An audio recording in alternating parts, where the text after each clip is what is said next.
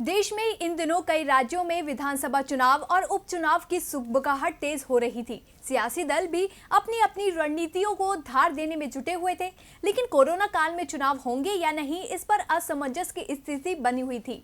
लेकिन आज चुनाव आयोग की अहम बैठक के बाद उपचुनाव को लेकर तस्वीर साफ हो गई। तो चुनाव को लेकर क्या है आयोग का फैसला, इस रिपोर्ट में देखिए। कोरोना काल में जब देश धीरे धीरे अनलॉक हो रहा है, हर क्षेत्र को रफ्तार देने का काम किया जा रहा है, तो ऐसे में सियासी गतिविधियां भी जोर पकड़ रही हैं। जी हां, कई राज्यों में होने वाले उपचुनाव को लेकर राजनीतिक दलों की तैयारियां जोरों पर थी, लेकिन नजरें टिकी थी चुनाव आयोग के फैसले पर कि चुनाव करवाए जाएंगे या नहीं, जिसे लेकर आज आयोग ने स्थिति साफ कर दी है।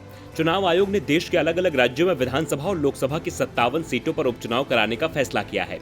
चुनाव आयोग ने आज सभी सीटों पर चुनाव की संभावना पर बैठक की और तय किया कि चुनाव कराए जाएंगे। कोरोना काल में देश भर की कुल 56 विधानसभा सीट और 1 लोकसभा सीट पर उपचुनाव कराया जाएगा। उपचुनाव वाली 57 सीटों में मध्य प्रदेश की विधानसभा की 26 सीटें शामिल हैं, जहां उपचुनाव होना है। हालांकि चुनाव आयोग की आज की बैठक में बिहार विधानसभा चुनाव कराने की संभावना पर कोई चर्चा नहीं हुई है। चुनाव आयोग पहले कह चुका है कि आयोग की तैयारी बिहार चुनाव के लिए समय पर है। बिहार में विधानसभा चुनाव 29 नवंबर से पहले कराना है। आपको बता दें कि मध्य प्रदेश में 26 सीटों के लिए विधानसभा उपचुनाव होना है।